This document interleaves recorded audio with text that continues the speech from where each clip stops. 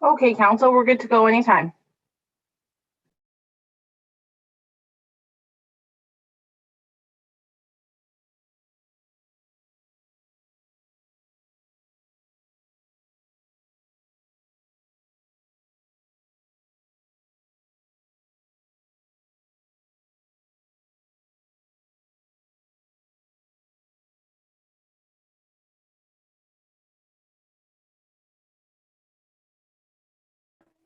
Okay, colleagues, it's 3:30, so we'll begin, and I'm going to call to order our special council meeting of July the 19th.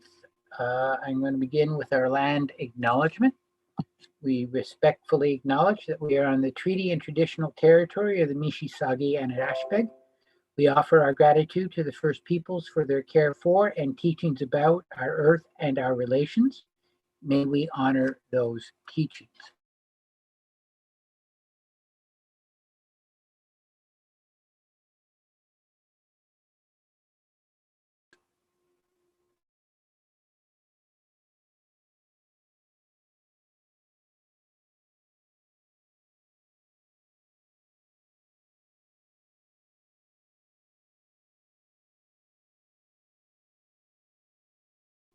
Thank you, colleagues. I'd like to let members of the public, staff, and presenters and members of council please be advised that meetings are broadcast and recorded and they're being made available on the internet. So is there any declarations of pecuniary interest? Madam Clerk, please note that there are none, and I note that there are no minutes as well for this meeting. Just before we get to the heart of the meeting, I'm going to take a second just to go through the process for today, just to let everybody know how we're going to deal with this. So I just want to take a moment. This meeting is sort of the end of the first part of a process, if I could put it that way. And so I just want to take a moment to thank everybody that's been involved in it. So we're going to hear from our consultant and his team in a minute. So I want to thank them for the work that they've been doing. I want to thank all our staff, especially Mike, for the work that he's done. I want to thank the public who have significantly and actively engaged on this particular issue. All of the stakeholders who've been consulted, I want to thank them. And of course, I want to thank my colleague council members who have been engaged on this process as well. So to everybody, thank you. What we're going to do first is hear from our consultant. And when he is finished his report, I'll ask if there are any questions from council to Anand for clarification about any of the items that he brought forward. This is not the opportunity for debate. That will come later. This is the opportunity to ask for any kind of clarification that you may have. The second is that we have two oral presentations that are going to be made. One from Curve Lake First Nation and one from Real Friends. And we'll handle that in the normal way that we do delegations. They'll each have 10 minutes or up to 10 minutes. And then I will ask council members if they have any questions in the same way that we normally do that. I'll also note that we have a written submission from the Parks and Recs committee as part of our presentations, and we'll just accept that as part of the minutes of the meeting. Third, I am then going to ask the CAO to provide her report, and again, ask if council has any specific questions to direct to her to clarify anything in that particular report. And then what I'm going to do is ask for council to engage and to have an opportunity to provide their perspective on the recommendation and on the issues surrounding Hague Point generally. I'm going to begin by asking the deputy mayor to make some comments, And then after the deputy mayor is completed, I'll go to council members and ask them to make some comments. And then when um, that's done, and I will make some comments. I've committed to people that it will not be a lengthy speech, but I will make some comments. And then we'll move to some sort of motion, whether it be the one that's in the staff report or an amended version thereof. And so to vote. So that's sort of the plan going forward. And I don't know if anybody has any questions on that. Pretty straightforward. Okay. Having said that, I'll get this right. Having said that, I'm going to ask Anand to begin with his presentation. So the floor is yours. Thank you, Mr. Mayor, and hello, Selwyn Council. It's nice to see you folks again. Thank you for having myself here today, along with Todd Brown. His camera's off right now, but Todd is available if there's any points to interject in the Q&A. I'm just going to share my screen, so if you can bear with me for one moment.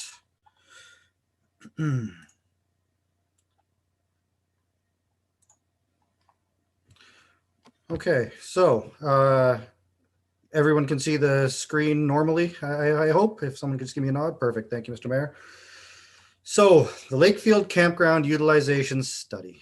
We are here today to present our final report as we've provided to Township Council and staff. This is our third presentation to you folks, and so we appreciate all of the time that you have engaged us.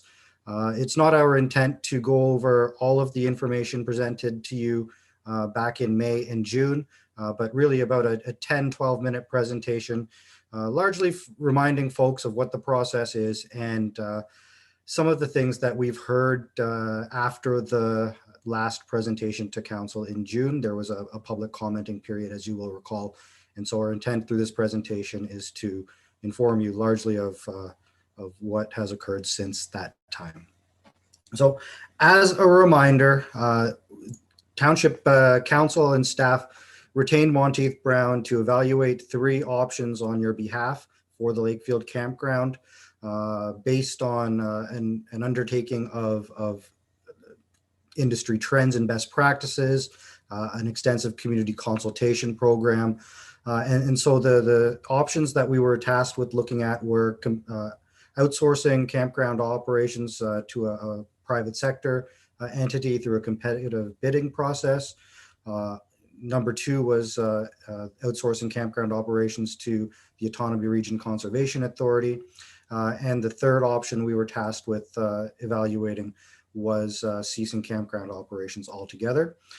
As a research and planning exercise, we were focused on those options. We relied on the work of others when it came to engineering or other types of concepts or things of that nature. But there will be additional work, as the mayor alluded to in his opening remarks. This is the conclusion of the first phase of a study process. So there may be additional work to be undertaken as staff implements the option endorsed by council today. So we've covered a lot of ground since we started the process in February, and for council's benefit, the process was completed on schedule and on budget, so that's always a good thing. But it's also a testament to the extensive efforts of your municipal staff, of you as council, engaging us and providing direction at key points throughout this process, the efforts of the community in providing us with information.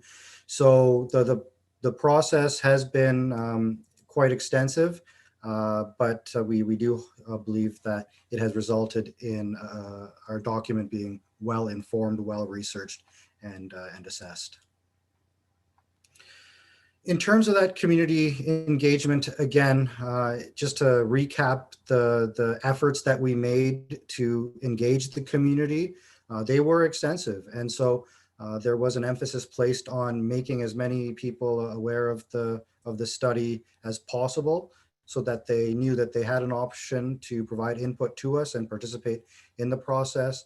And so the Selwyn website had a new web page created specifically for this study, containing information about why we're doing it, how we're doing it, FAQs, and also it was used to post the draft study.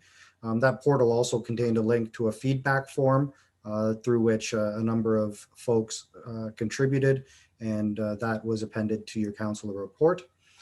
Workshops with the advisory committees of council. The three were Parks and Recreation Advisory Committee, Trails Committee, and Economic Development and Business Committee.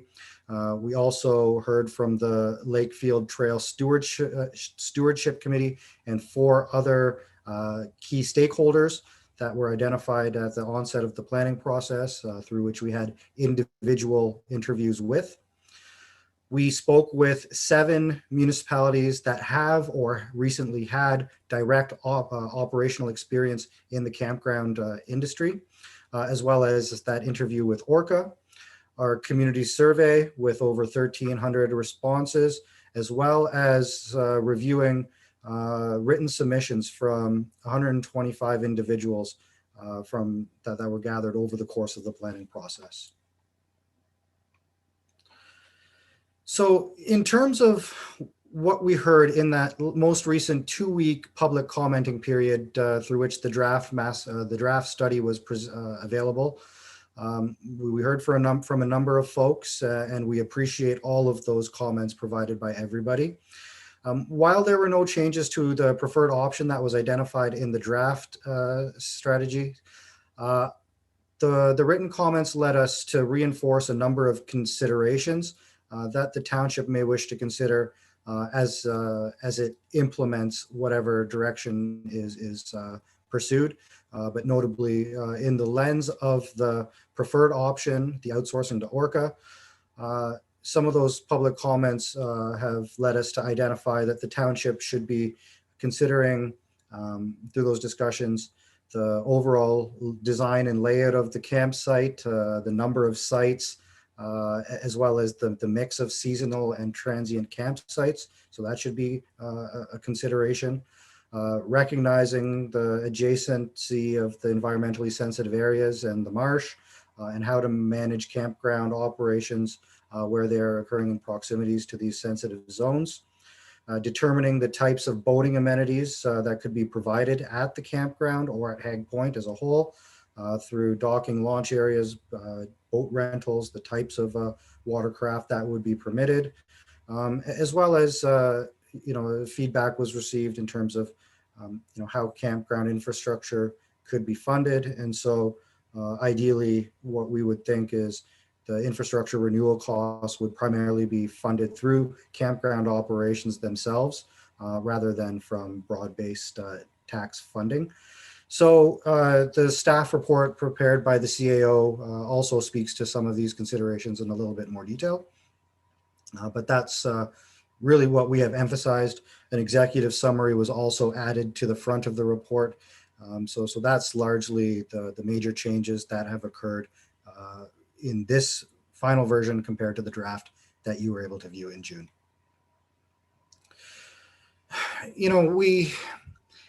The planning process and the consultation, the feedback from the community, obviously there were different perspectives, but passion on all sides. And, through it all, what we can reflect on is the fact that it was that diverse input and those diverse perspectives that really helped us with the study and determining the 21 evaluation criteria that helped us come to our decision. So again, we thank everybody that participated and provided comment throughout the planning process.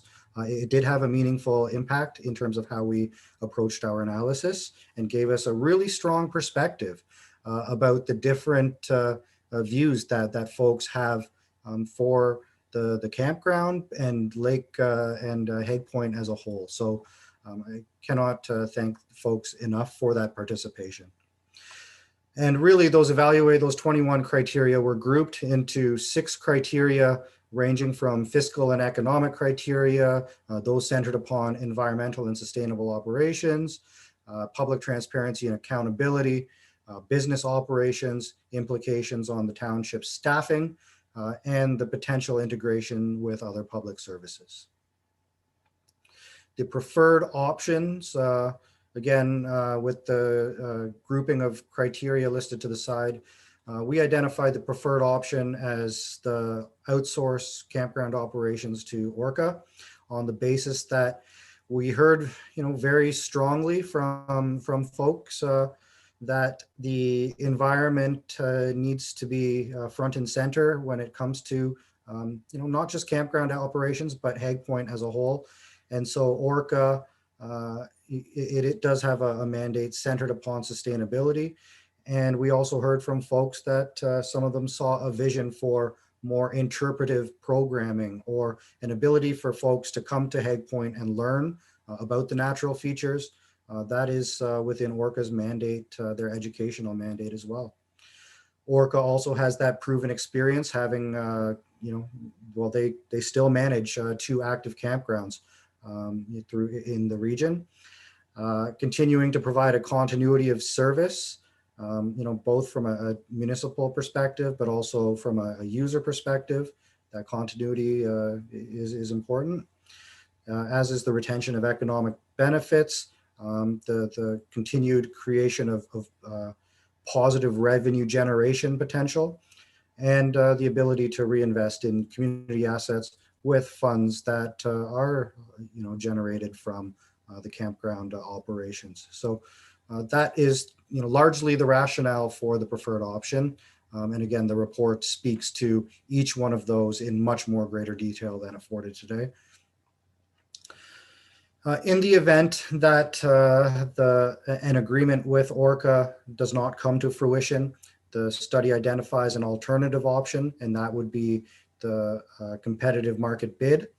And so in that event, the township would undertake or create a request for proposal or an expression of interest, through which it can articulate terms of reference that highlights its values, objectives, and expectations for a new campground operator, or whether the existing campground operator. I want to make that clear as well, that the existing operator would still have that ability, should they wish, to continue to bid on the future campground operations, should council and the township staff feel that the alternative option needs to be considered.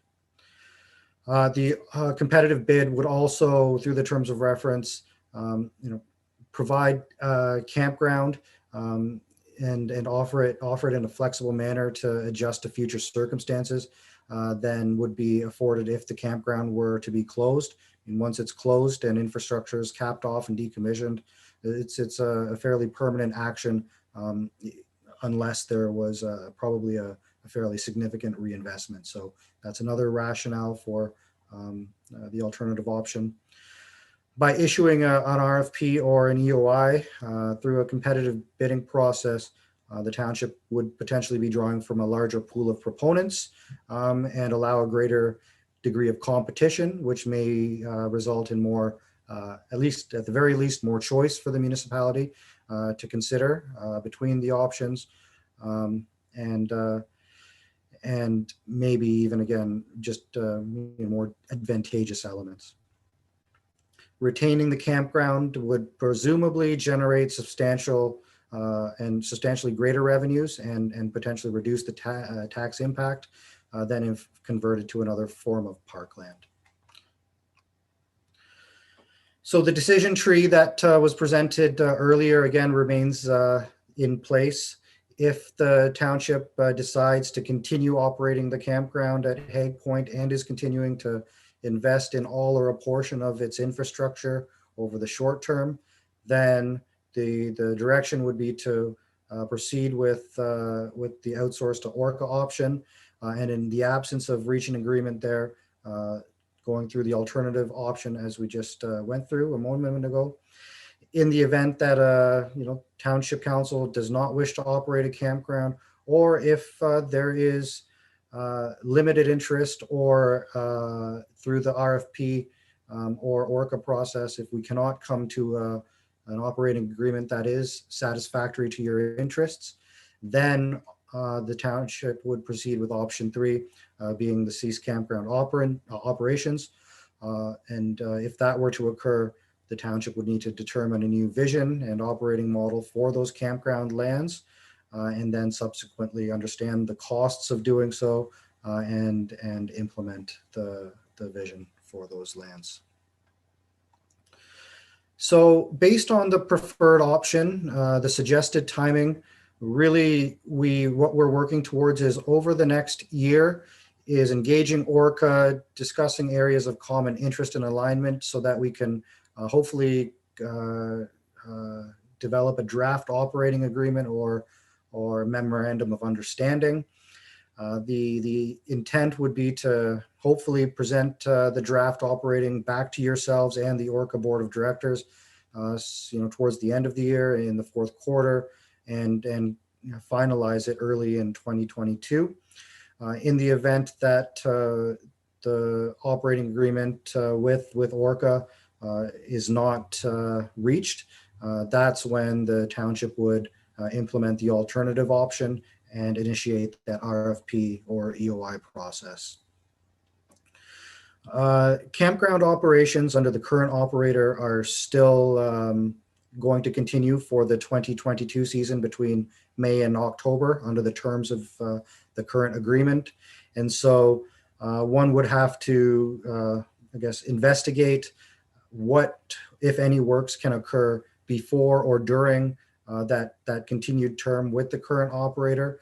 But once the agreement expires in October 2022, that's when presumably a greater portion of the site works and improvements could be undertaken.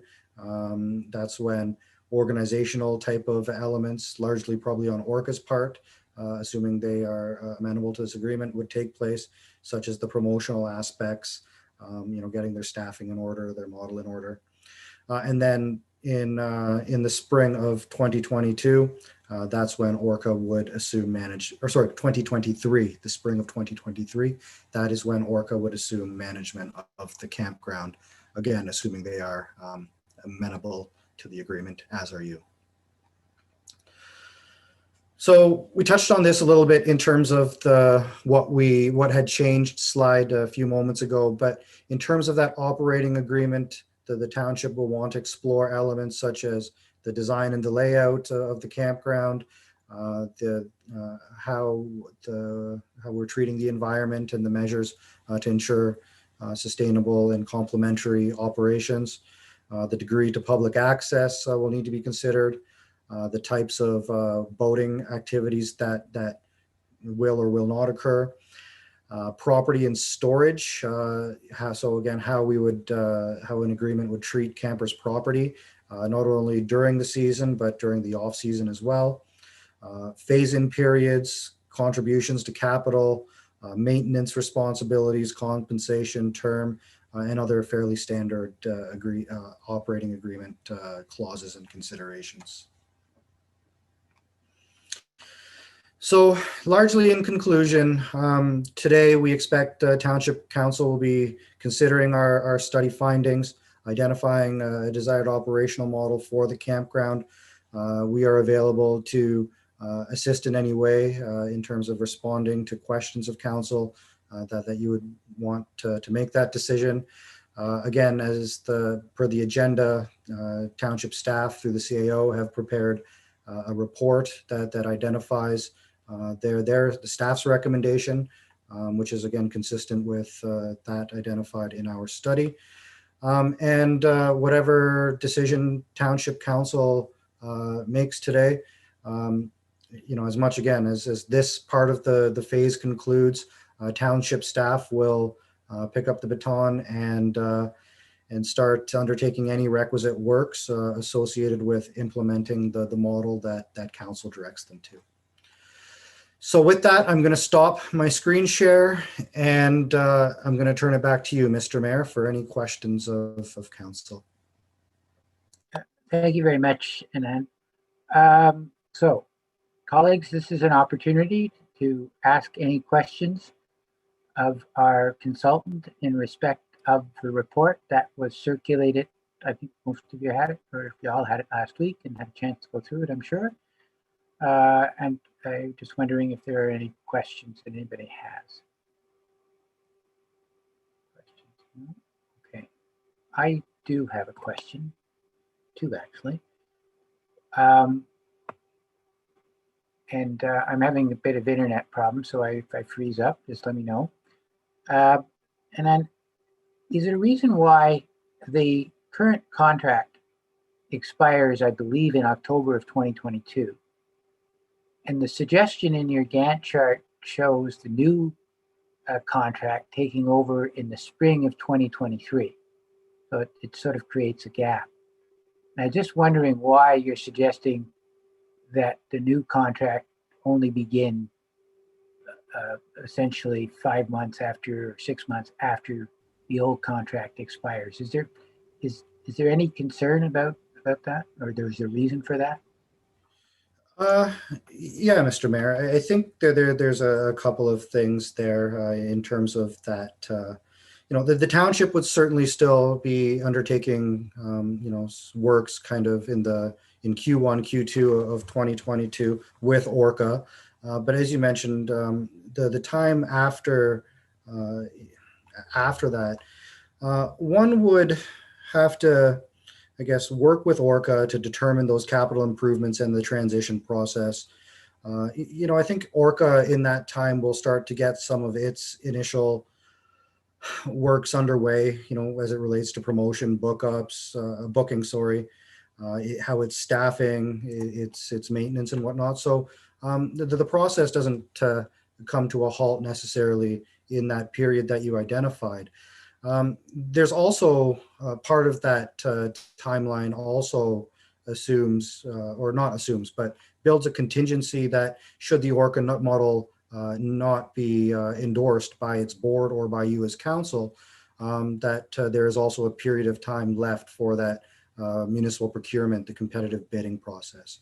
So really in response to your question, one has to, I guess, respect the fact that the current operator has a campground season between May and October, as you always have respected that, and work with that operator to make sure that their last season there, if it is in fact their last season, what kind of disruption or improvements are tolerable to them for them to can retain a financially viable business for that operating year. So I guess, I just want to emphasize it. The work doesn't stop, I guess is what I'm trying to say. There still will be work occurring by township staff and by Orca in that interim. Okay, thank you. Anita, did you have your hand up? No? Okay. Let me just ask my second question, and it's just to ask you to make it crystal clear for me. So you've brought forward a primary recommendation and then said, if that's not possible, here's what you should do in a second. And I know you've done this in the report, but if you could just orally, just key for, whoops, where'd you go? Oh, there you are. If you could just key for me, or give me the 4 or 5 key reasons why you believe that the Orca option is the first option and the going out to a bid in the private sector would be the second option. Just what the 4 or 5 key points is. I know you've said it in various places, but just to give a key summary of that. Absolutely. I'm not on mute. It's the first time I've not been on mute and questioned that. Yes, Mr. Mayor. Absolutely. I think Orca to us, the outsource to Orca, ultimately represents a compromise between the diverse viewpoints that we heard through that planning process. Again, there's been a lot of passion on different sides in terms of what options certain folks pursue, and Orca does represent that opportunity where, again, we heard that concern about the environment, heard that there is a vision for, perhaps more interpretation, environmental and ecological interpretation and education to occur at Hague Point. So, Orca really does have a mandate centered on sustainability and environmental education. That is a very that is the crux of what they are about. Again, it's not to say that a private sector operator couldn't afford those same opportunities, but in Orca, we know what we have and we know what their mandate is. And so there is a degree of certainty, so that, again, because the environment was top of mind for many folks, I do believe that Orca provides a level of assurance to the township that environmental stewardship objectives will be met. And it also Orca provides you as a municipality with an assurance that it knows what it's doing when it comes to managing campgrounds. Again, if you were to go through a municipal procurement process, you may find that you have very qualified bidders. But will those qualified folks, be able to meet all of your expectations and values that you articulated in terms of reference? They very well could. But we feel very confident that should Orca wish to be part of this, Orca would be a very strong candidate in that respect.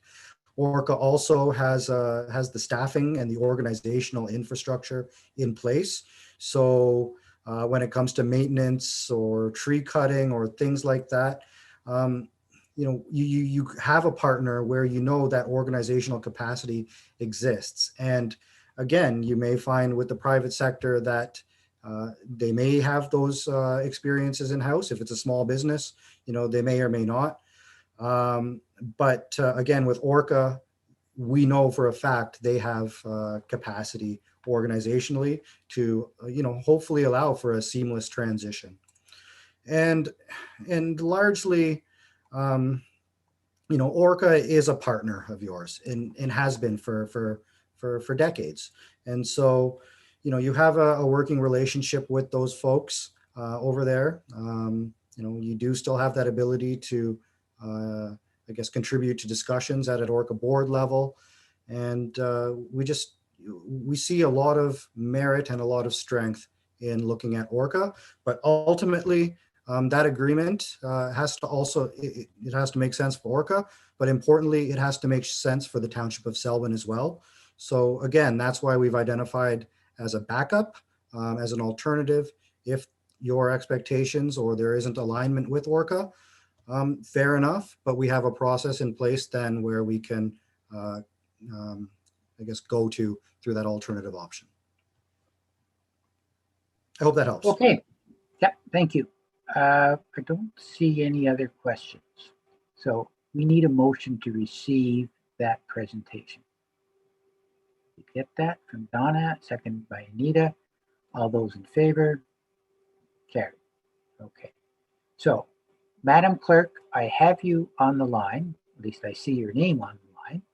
So our agenda would indicate, because we gave more time to Anand than he was required to take, so we were very concise. And so have you had a chance to talk to the folks who are planning to make a public presentation? I think there are two groups, to ensure that they're comfortable in doing it now, or would they like us to wait and only do it at the scheduled time? Yes, we have reached out to the two delegates. In fact, Julie Caprica and Katie Heddlesey from Curve Lake are on the call. You'll see their names there. And Mr. Sproul and Mr. Elliott are available as well. So I think you're fine to proceed. So is council okay with that, to move forward with the delegation? Okay, I see nods. Okay, so the first one is Curve Lake First Nation, and I think Katie and Julie, you are on the line. So if you want to go ahead, you have up to 10 minutes, and then when if you around 9 minutes or so, I'll let you know if that you're getting close to that time, and then at 10 minutes, I'll let you know. And then we'll turn it over to council if they have any questions for your presentation. So I'm not sure which one of you is going to, well, I think Julie, you've livened up your camera. So I assume you're going to make the presentation. So the floor is yours. Thank you very much, Mr. Mayor, and thank you very much to Selwyn Council for having us today. I just want to first see if Katie Hattlesey has any opening remarks or anything she wants to say before I dive right in. Sure. I just wanted to point out, and again, thank you for having us, to the entire mayor and council. But I just wanted to state that we have been reached out to from a number of the groups. Sorry, I'm getting asked to turn my video on. Okay. We've been asked to by a number of the groups that have presented to be included in the process, and have asked for our thoughts and our opinions on this. So our presentation is quite a bit different, I think, than what the other groups have brought forward. But I did want to note that we have been reached out to from a number of the organizations that have presented at the last meeting. And with that, I will turn it over to Julie. Okay, thanks, Katie. So yeah, just like Katie said, we're still in the process of gathering information, from various people. And like she said, there have been various stakeholders that have reached out to us. The one thing we still need to do, though, is to bring all that information back to community in terms of any comments or concerns. And we're doing that very soon, probably tomorrow, actually, in our committee meeting tomorrow evening. So basically, our perspective right now is always been from a rights holder's perspective, and it's rights-based. So basically, we'd like to be involved in any planning process that is slated for these lands, whatever it may be, whatever the township decides they want to do. We'd like to be involved in that process early on. So our first concern would be obviously for our harvesting rights in terms of the marsh and the wetlands and the fish, and any impact that whatever happens at that beach and on that property may have to those things. And we're still going to find out in community, if there are specific spots real close to there that the community harvests in, and what those things, what they might be harvesting there, and where those areas might be, for sort of like an increased added sensitivity and maybe protection. Those concerns are connected to our concern for cultural keystone species. So oftentimes when there's environmental studies going on or field work on the land, we like to be involved at that point too, so we can offer our expertise in terms of identifying cultural keystone species that are important to our people, that sometimes don't usually show up on species at risk lists or endangered species lists and so forth. So that's why we'd like to be, right there with you, maybe with your team. If Orca is going to take, control of this, if they're working on the land, we'd like to be involved with that. We have concerns for the integrity of the environment and making sure that the critical habitat in the area is protected, obviously. And I think everybody wants that. And I think that's, one of Orca's main purviews is protecting the environment. So we're concerned about that. And lastly, concern for the cultural heritage of the area in terms of the historical use of that beach, a travel route for our people throughout the area, as well as archaeological concerns. If there is going to be any kind of digging on the land or any kind of, septics being put in or changed or upgraded, that there would have to be archaeological studies done for sure. And we'd like to be involved with those as well. So it is a very special area historically. I already know this through the academic work that I've done and the work that I've done with Elder Doug Williams and Dorothy Taylor. I'm sure some of you have already heard from Dorothy Taylor in terms of the significance of the area historically and to the people. So I will be doing further work in terms of speaking with the elders about their historical knowledge of that area as well. And we would just request that those pieces be included in the appropriate reports when they're done. For example, any kind of land use study or any kind of cultural heritage report or what have you, we would like those histories to be included in there. So basically, to sum up, we just want to be involved in the process and to participate, on the land in any of the field work and any of the studies, so we can contribute Indigenous knowledge and the histories and the cultural knowledge from our people. So it's important for us that this be made clear to Orca, because typically Orca does not engage with us. So that would be the one piece of the gap in the way the process works right now, that if, Selwyn could make sure that Orca is aware that we would like to be involved upfront. And we do have our own experts and our own biologists as well that can contribute to any knowledge, in terms of the fish habitat, fish populations, environment around the marsh, etc. So I'll end there, and thank you very much for listening to us today. And I'll take any questions. Thank you very much, Julie and Katie. Appreciate that, and well within the time frame, so thank you for that. I see that Donna has her hand up, and then Anita has her hand up, so we'll go to Donna first. Thank you. Through you to Julie. Julie, I was just curious, what would be some of the examples of the species at risk that you would be concerned about that possibly Orca wouldn't be?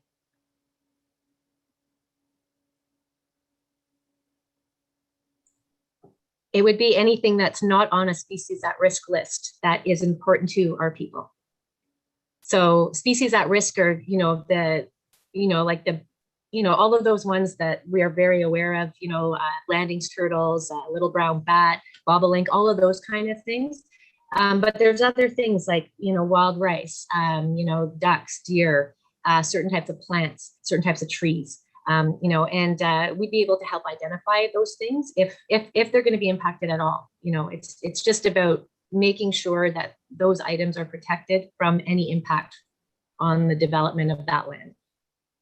Okay, thank you. And just one other comment. I don't think there would be any need for concern about the archaeological assessment, because when we do all kinds of minor variances or zoning bylaw amendments, we always check the land for, well, unless it's being disturbed within a certain period of time, we always do ask for that. So I don't think you have to be concerned about that. Great. Thank you, Donna. Anita. Thank you, Mr. Chair, and thank you, Julie and Katie, for your presentation. Some really good points. So there's been some preliminary discussions with, I think, May Derrick, and off the top of my head, I just can't remember the other ones, with regards to installing a memorial plaque or a memorial stone right there at Hague Point, because I do know that that was originally like a landing area way back, like 100 some years ago. Are you aware of that project that is very in its preliminary stages? I think they're hoping for a 2022 installation right there on the point. I am aware of that. Yes, Anita. It's come to council, and I was there for that presentation. So yes, we are aware of that.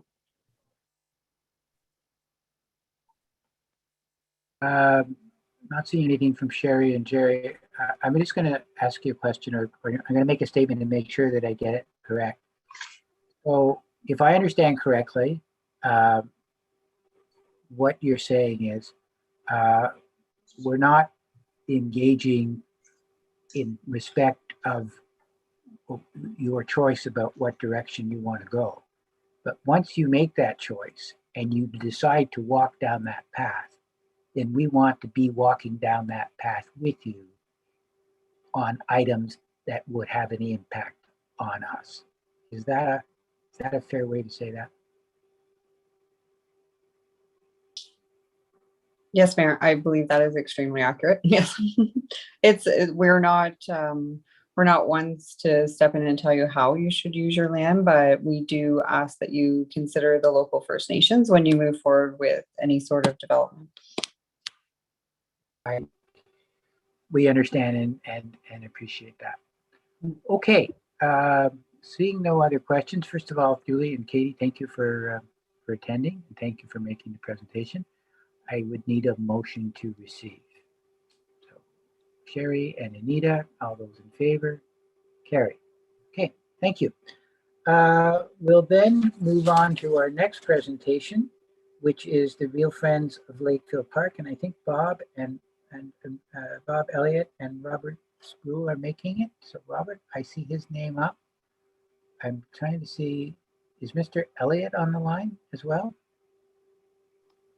They're together and they're sharing the presentation time. Oh, okay. So I'm only seeing one name, but they're both there. Okay, sorry.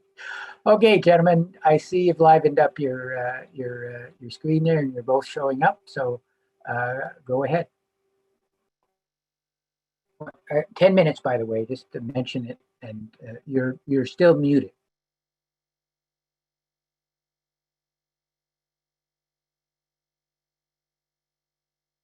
You're still on mute.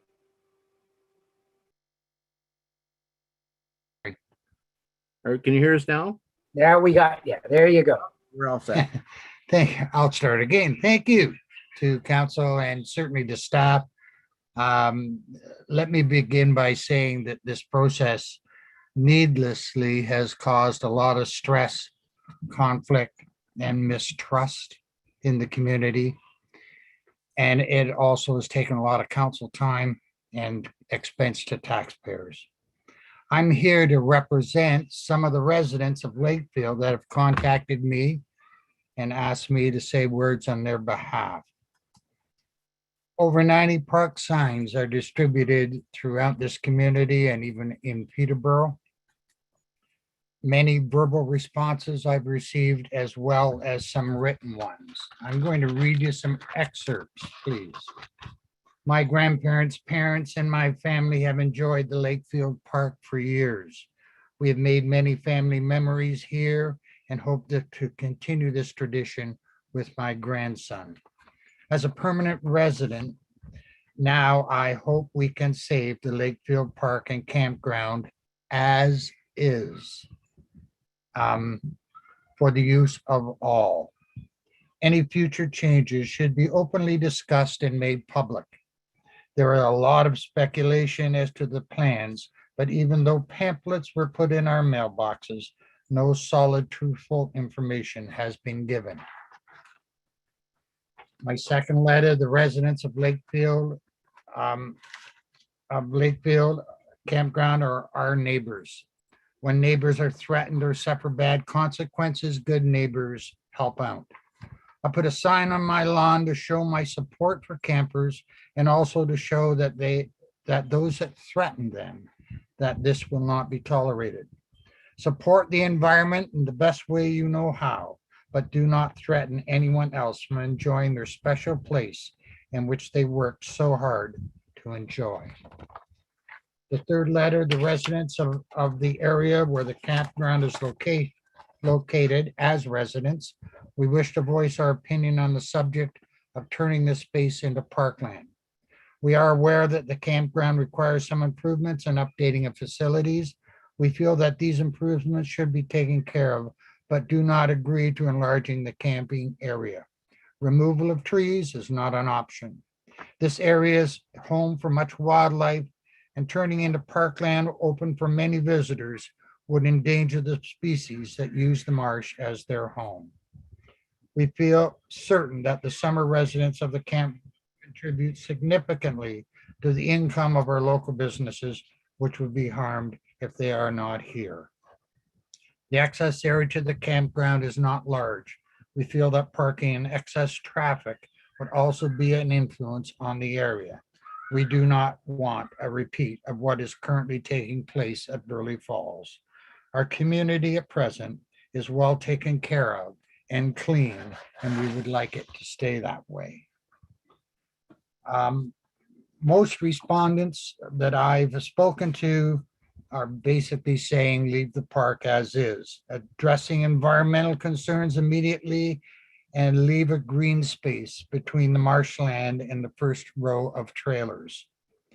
There appears to us to be two options: a private tendered contract in which the township has control, can monitor on a regular basis, develop an environmental checklist, have a property standard clause, a significant lease fee which can offset any infrastructure costs of the future, and trailers staying all year at the cost of the owner. The second, and that we don't know a lot about Orca, we've heard a lot, but what I understand is they have an interest in a campground, not in a trailer park. I'd like to know what the financial remuneration would be toward the township. Very concerned about transients and traffic volume on the entry streets to the park.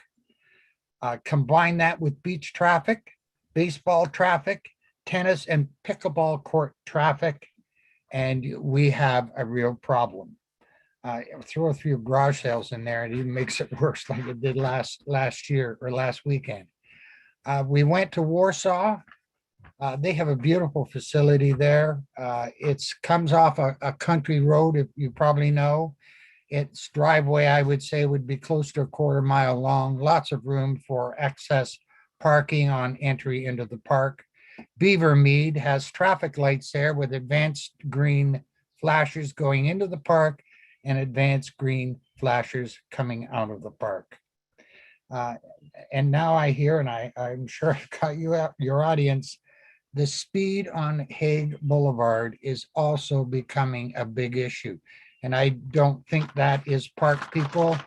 I think it's mostly beach people in a hurry to get to the beach, but they come down Dine Court and they almost boomerang around Hague Boulevard and at sometimes very fast speeds. And if a police officer were there once in a while, that would really help. Thank you for your time and interest. And I hope if you have any questions, I'll try and answer them. Okay, thank you very much. Again, well, within the time frame. Thank you. Any questions, colleagues? Okay. Anita. I'm just wondering if Robert Sproul, who was a joint presentation person with Bob Elliott, is going to speak, or is there a 10-minute time frame up already? I had hoped to be able to talk for a minute or two anyway. Oh, I did. Go ahead. You've got 3 minutes and 56 seconds. I'll talk really fast. Okay, go ahead. I've got a whole lot I want to say here, but I'll skip most of it. I guess I'm a little confused. Orca, I thought Orca was in charge of wetlands. Are they in charge of the wetlands, or are they a campground operator? I guess that's a question. Anyway, this morning I dropped off a contract offer to the township office. I don't know if any of you got it by any chance. In that offer, it was basically an offer from Cindy. Cindy is an established operator. It is a new method of paying. I'm going to read this because I don't think I have time to try to talk about it. This is a legitimate signed offer, which I accepted.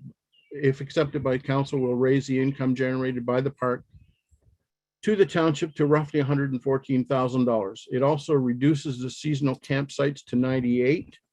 It converts a section of what is now used as seasonal sites to transient sites. This will eliminate the need to have the campers between the road and the walking path in the southwest corner of the park. And up in the cedar trees near the Marshland Center, there would be no campers or trailers there.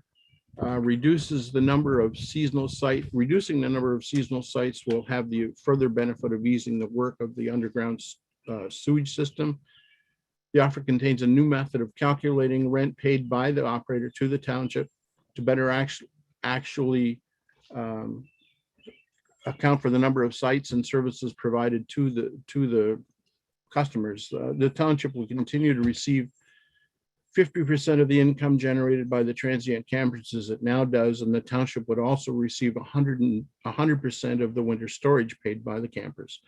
This actually would increase the income to the township to $114,000. There's been an awful lot of talk about the underground sewage system. It's been checked. There is no leaks. We have no problems in the park. An awful lot of misinformation was generated at the beginning of the season that was just that, misinformation, and I don't know how to really deal with that. I guess if the council is not prepared to consider an offer, then at the very least, they should think about putting it out to tender rather than just say, okay, we're going to turn it over to Orca.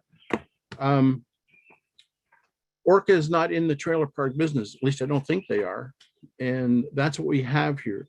One of the major concerns that the people that are in the park have is winter storage of the trailer. If Orca takes it over and they operate it like Beavermead, and we have to take the trailers out of here, that's a disaster for almost everybody in the park. I guess that's basically all I've got to say.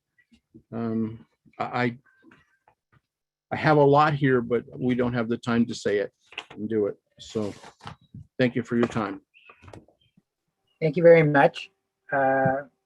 So any questions, colleagues? Either gentlemen? Did anybody receive the paperwork that I took in this morning? No? It was put in your mailboxes around lunchtime. I'm sorry, I tried to get it there earlier, but I just couldn't make it happen, so. As a general rule, the cutoff for items to come to council for a council meeting is about a week prior to the Yeah, actual council no, meeting. I realize this just There's a took, fair process that goes through to get there, but we will all be picking up our mail, and anything that comes into us, does find its way to us. So okay, good. Thank you. okay, I need a motion to receive that from Anita, seconded by Donna. All those in favor? Okay, we're gonna go to staff reports in just a minute, but if colleagues are okay, it's 4:26. We'll come back at 4:31. So we'll take a 5-minute break and then we'll deal with the staff report. We're done. Colleagues?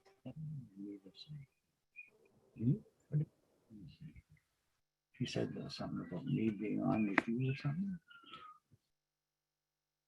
Hello, are we still on the air? I think, are we?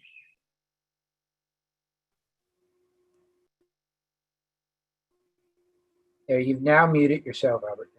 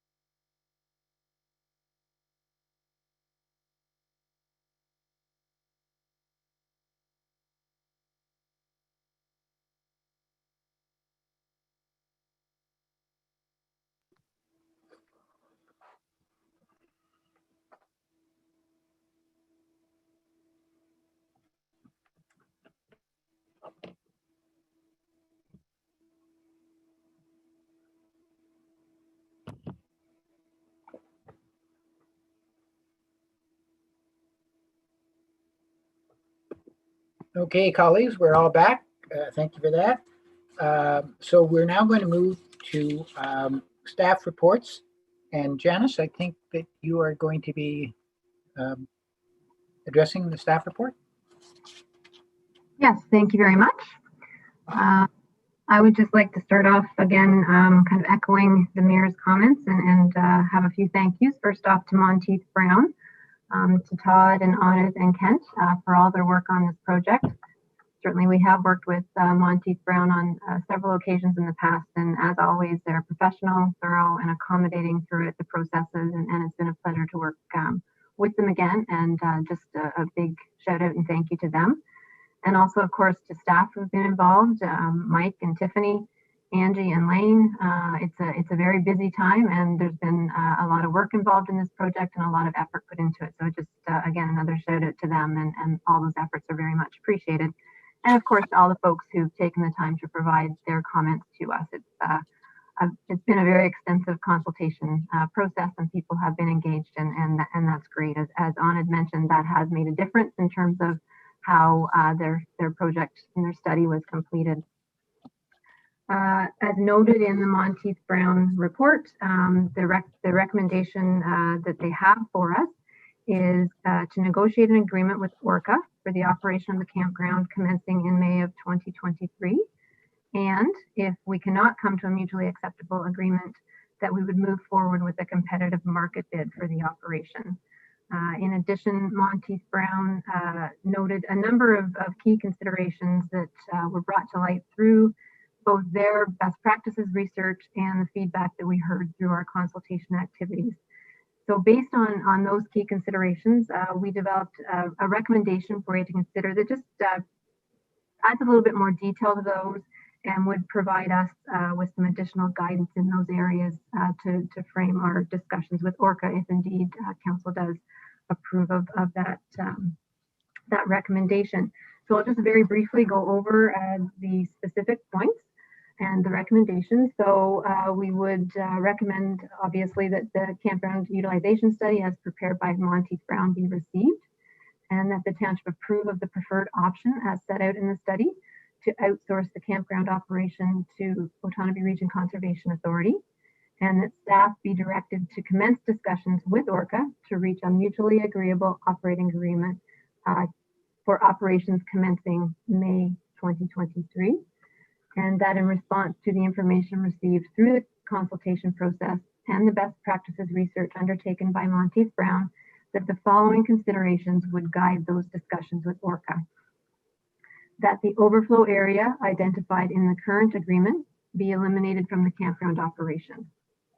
That the existing footprint of the campground operation not be expanded.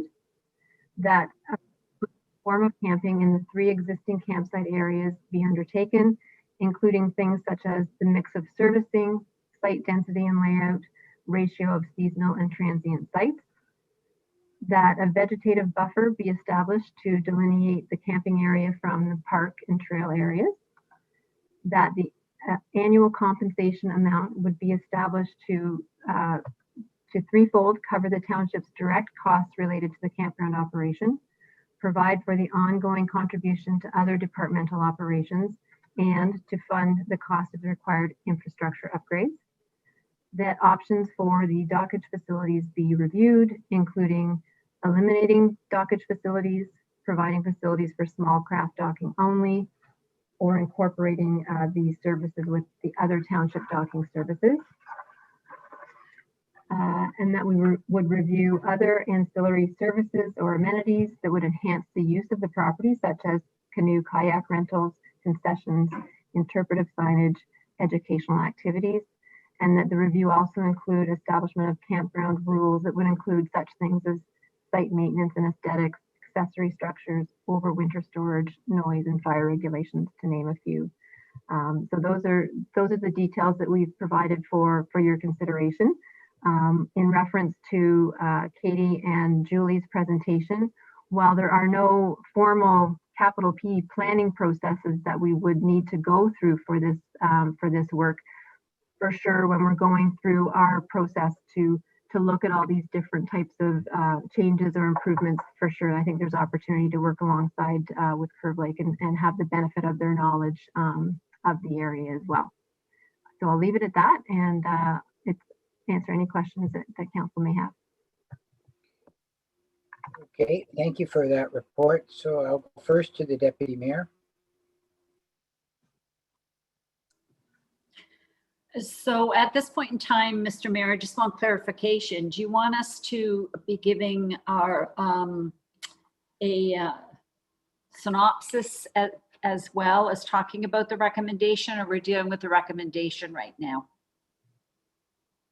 Okay, good point. So let's do this in two parts. If anybody has any questions for Janice to clarify anything that she said, let's do that first, and then we'll have everybody weigh in on how they feel about this.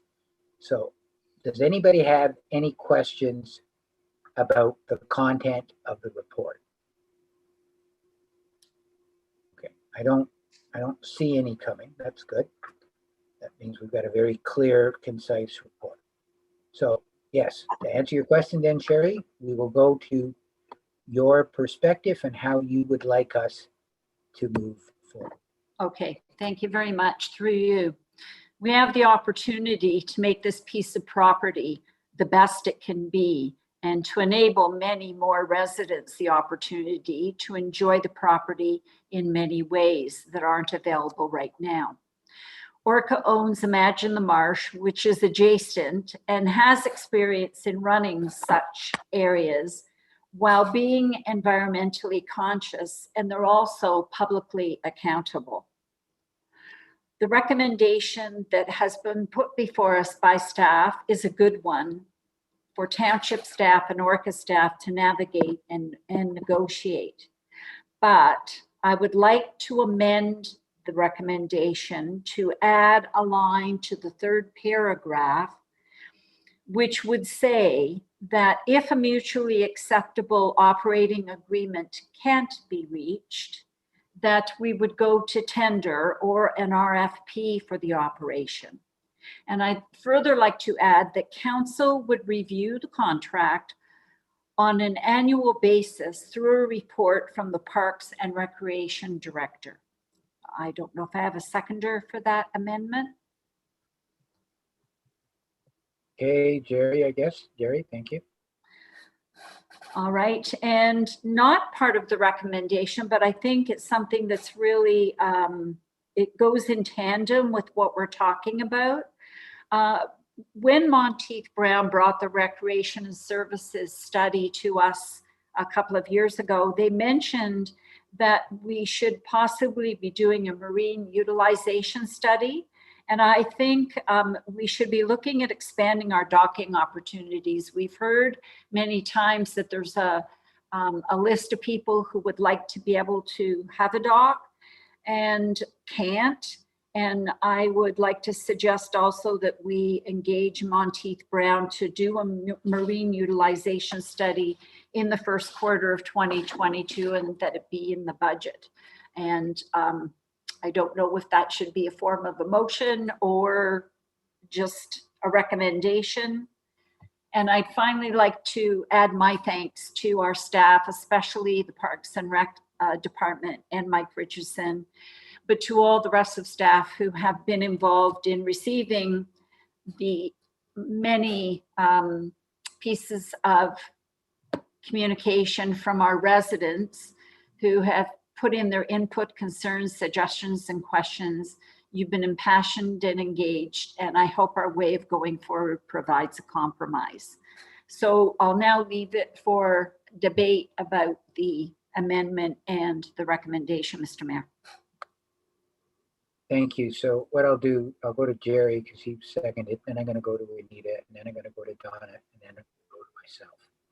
So Jerry, did you have any comments that you wanted to add to your seconding? Nothing to do with the seconding. No, I think that's good. I do have a comment about the full recommendation. Is that what you're looking for right now? Yeah, go ahead. Okay. Yeah. So, it has been a passionate debate, if you will. Michael Richardson has been through character assassinations. He's had garbage flung at him in the form of words, nitpicked. Mike deserves a gold medal for withstanding this. And again, some of the garbage that was thrown at him is totally unacceptable. And I know the residents of Selwyn are better than that. So hopefully Mike doesn't get too bitter over the few. Tiffany also did a bang up job. And after listening to all the discussion, I think we're in a great position here to create something beautiful on Hague Point.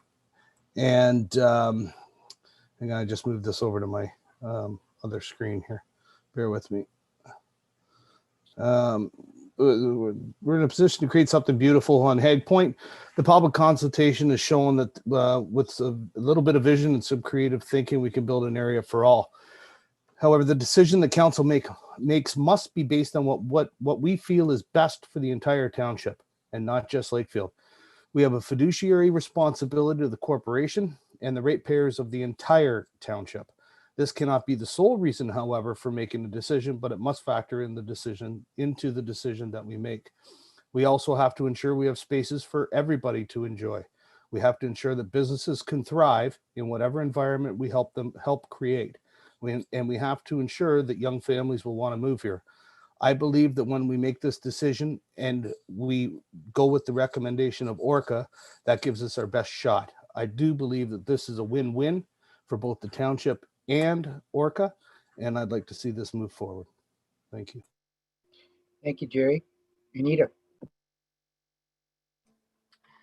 Thank you, Mr. Chair. I also would like to thank Monteith Brown, the staff, and the hundreds of responses that we've gotten from people throughout this entire process. It's been definitely one of those situations where it's generated a lot of interest and passion. So just by way of background, I did grow up in Lakefield, and I spent many summers hanging out at the Lakefield Campground and the Lakefield Beach 45 years ago, long time, ancient history. But I do have a lot of fond memories of the time I spent there and the many people I got to know. And I was also a lifeguard at the Lakefield Beach in the late 1970s. So I'm well acquainted with how things used to be way back when. And the Lakefield Campground has been embedded in this community for as long as I can remember. The locals, those folks who are at least second generation Lakefield people, are generally a pretty laid back bunch, but when something they cherish is threatened, they are not afraid to stand up to try to protect things that are important to them. I've seen this happen now with the campground issue. Again, going back to a little bit of more recent ancient history, we did receive some criticism about one of our previous council meetings. Some people took offense to a few of us council members for shaking our heads, and we were accused of smirking. I won't speak for the others, but the reality is that particular presenter was talking about the option to have the township run the campground, and that option was taken off the table in May. So I was one of the ones shaking my head, and it wasn't a smirk. It was as a result of the frustration with the incorrect information. To the points made by another presenter where he referenced that 7 studies had been undertaken over the years about the campground. 3 of those studies, according to the presenter, are not available in paper form, but drawn from readers' recollection. And only 2 of the 7 studies cited have a link on the Friends of the Lakefield Park website. And the cause study of 1991 is partially linked on the Friends of the Lakefield Park web page, but that link only shows 10 pages, whereas the full cause study is 61 pages in total. I do have a BA from Trent University in psychology and philosophy. I did a lot of research, had to write a lot of papers, and I had to ensure that any of my papers and references that I made could be independently verified for accuracy. And I'm sure Professor Chappelle will agree with me that unless a study can be independently verified, it should not be used to bolster a particular argument. And another one of my past jobs was that of a newspaper journalist. Over the years, I wrote thousands of articles. Once again, I had to do a lot of research, and I had to ensure that my information was correct. So my point being that that there has been some what I consider to be misinformation or unverifiable information. Yesterday afternoon, that was Sunday, I just wanted to take a walk around the park, So Dale and I, my partner, we walked, parked at the Ball Diamond, walked to the Imagine the Marsh, then around the perimeter of the campground. Everybody that we encountered either smiled at us or were very friendly. They waved at us. We found that the trailer sites were very well maintained, and that the people that are there, some look to be very well off, and I'm sure that they spend a lot of money in our village. We did stop to look at the dockage area, and we saw that the area was well maintained. We were fortunate to see the swans and their babies at the shoreline. We did sit for a few minutes at the point and watch the boats go by. I have some other stuff, but I won't go into that. I want to go on record that I will be voting against the Orca option. I prefer the competitive market bid. The operating agreement considerations that are outlined in the Monteith Brown report of this evening, as well as the information, the preferred option outsourced to Orca, a lot of those bullet points could be incorporated, as well as the information in our staff report. A lot of that information could be incorporated. As Orca has pointed out, they don't run trailer parks, and they also currently they have a different business model. So I just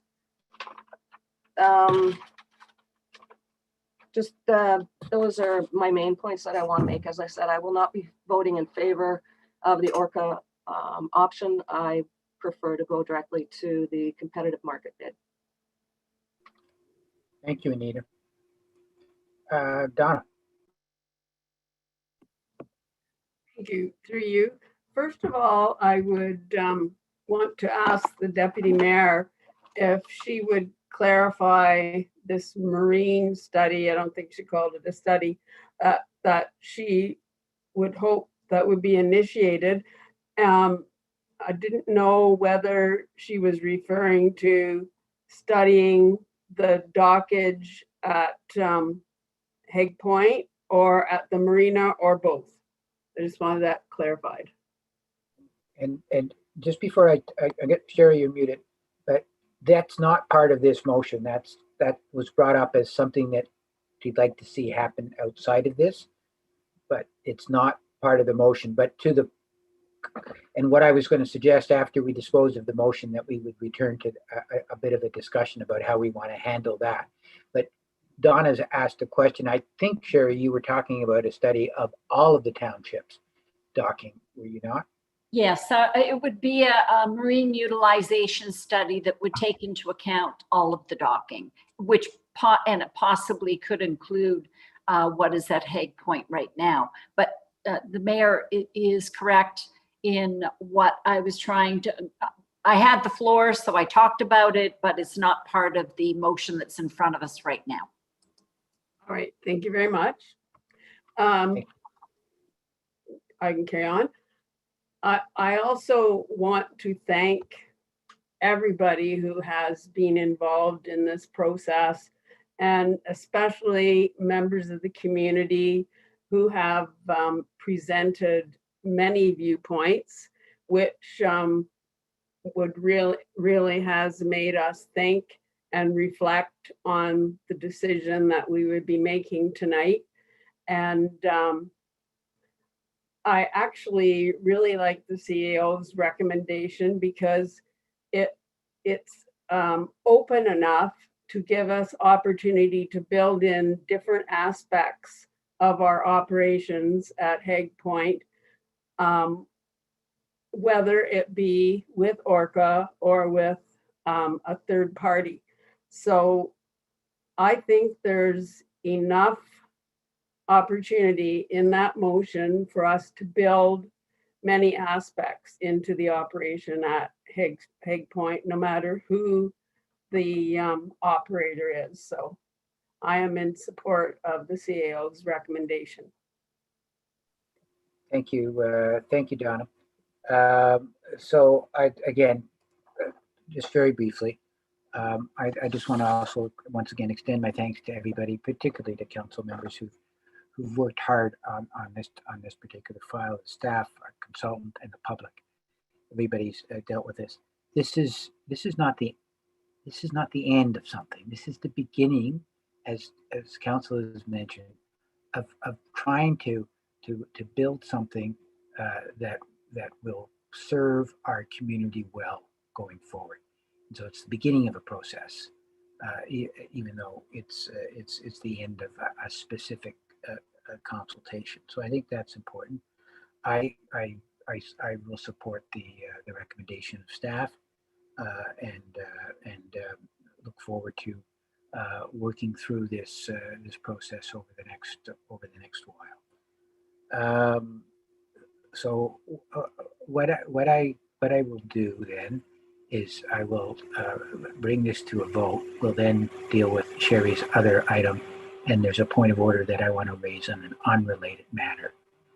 I'm going to assume, Anita, that you would like a recorded vote, but I'll let you call for yes. Okay. Yes, So, I want a recorded vote. Yeah. So Anita would like a recorded vote. And so, Madam Clerk, are you handy? Oh, Donna?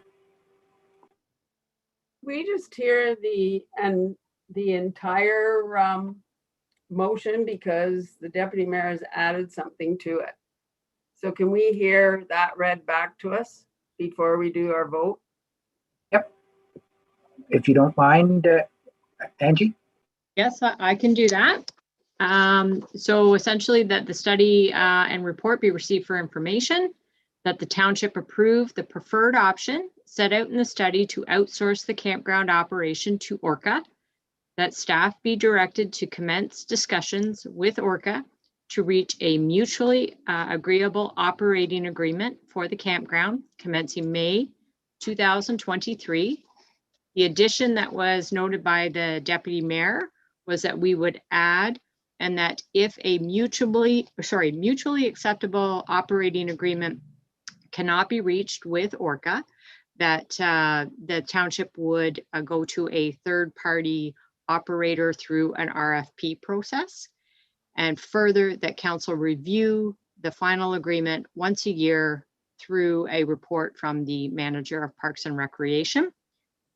And then just moving along through the recommendation, that in response to information received through the community consultation process and best practices research, the following considerations guide the discussions with Orca. I'm not sure if council wants me to review those, but those are outlined in the report.